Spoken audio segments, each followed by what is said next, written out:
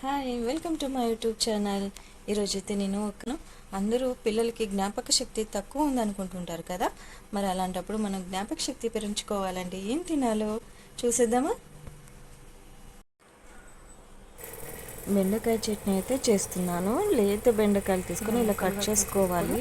ఇలా అయితే నేను వెల్లుల్లిపాయలు తీసుకున్నాను, ఉల్లిపాయ తీసుకున్నా, పచ్చిమిరపకాయ కూడా వేయించుకోవాలి, సాల్ట్, అలాగే చింతపండు ఇవన్నీ కూడా నానబెట్టుకొని ఒక్కొక్కటి దాంట్లో వేసి మిక్సీకి వేసుకోవాలి. బెండకాయతో పాటు బెండకాయ ముక్కలు అయితే ఇలా బాగా ఫ్రై చేసుకోవాలి, కొంచెం బ్రౌన్ కలర్ వచ్చేలాగా ఆయిల్ వేసుకొని మనం బాగా అది ఫ్రై చేసుకోవాలి.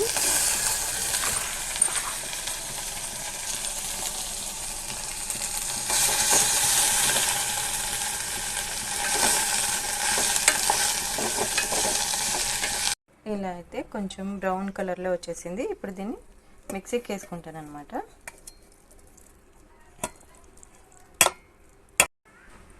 సాల్ట్ వేసుకొని అలాగే ఉల్లిపాయలు కూడా వేసుకోవాలి.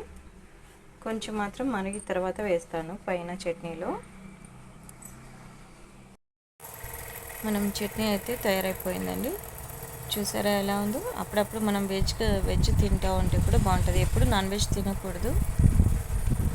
నేనైతే అప్పుడప్పుడు ఇలా చట్నీలన్నీ చేసి పెడుతుంటా పిల్లలకు. చాలా హెల్తీ ఫుడ్ కదా, మంచిగా ఉంటుంది. అందుకని ఈరోజు ఇలా ట్రై చేశాను. ఎలా ఉంది వీడియో? ఈరోజు ఎలా ఉన్నాయి వంట, చట్నీ అన్నీ నచ్చాయా మీకు? ఓకే, అయితే ఒక లైక్ ఇవ్వండి. థ్యాంక్ యూ అండి ఇంతసేపు నా వీడియో చూసినందుకు. బాయ్.